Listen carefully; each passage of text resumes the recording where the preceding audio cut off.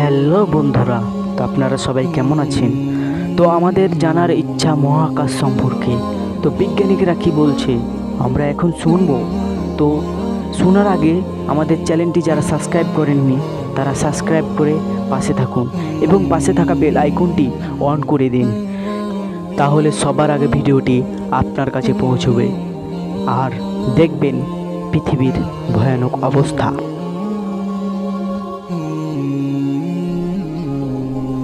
চন্দ্র অন্বেষণ শতাব্দী ধরে মানুষের কল্পনাকে বিমোহিত করেছে। এটি ছিল 1969 সালে যখন নাসার অ্যাপোলো 11 মিশন একটি অবিশ্বাস্য কৃতিত্ব অর্জন করেছিল। প্রথমবারের মতো চাঁদে মানুষ অবতরণ। তারপর থেকে অসংখ্য মিশন অনুসরণ করা হয়েছে, প্রতিটা আমাদের চন্দ্রের সঙ্গে সম্পর্কে মূল্যবান জ্ঞানে অবদান রেখেছে। সবচেয়ে আইকনিক চন্দ্র অন্বেষণ মিশনগুলোর মধ্যে একটি ছিল অ্যাপোলো প্রোগ্রাম, যেটিতে 1969 থেকে 1972 সালের মধ্যে 6টি সফল ক্রুড অবতরণ ছিল বা ক্রুড অপারেশন ছিল। নভোচারীরা পাথরের নমুনা চাঁদ থেকে ফিরিয়ে আনে পৃথিবীতে, পরীক্ষা নিরীক্ষা চালান এবং চাঁদের পৃষ্ঠে বৈজ্ঞানিক যন্ত্রপাতি রেখে যান।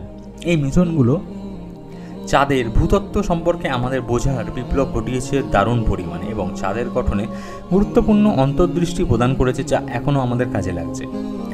কিন্তু অনুসন্ধান সেখানেই শেষ হয়নি।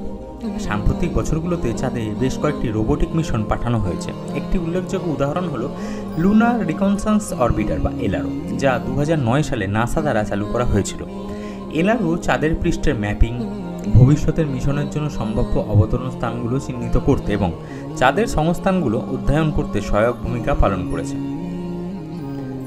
চন্দ্র অন্বেষণ শুধুমাত্র নাসার মধ্যে সীমাবদ্ধ নয়, অন্যান্য দেশও এই প্রতিযোগিতায় যোগ দিয়েছে। চীনের চ্যাংই প্রোগ্রাম, একটি চীনা চাঁদ যা চীনার একজন চন্দ্র দেবতার নাম অনুসারে চন্দ্র অনুসন্ধানে উল্লেখযোগ্য অগ্রগতি করেছে চীন। উদাহরণস্বরূপ চ্যাংই 4 মিশন এই রহস্যময় অঞ্চল সম্পর্কে নতুন অন্তর্দৃষ্টি উন্মোচন করে। চাঁদের দূরে প্রথমবারের মতো নরম অবতরণ অর্জন করেছে চ্যাংই 4।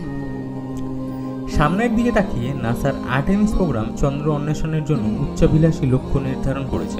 আর্টেমিসের লক্ষ্য 2024 সালের মধ্যে প্রথম মহিলা এবং পরবর্তী পুরুষ সহ মানুষকে চাঁদে ফিরিয়ে আনা।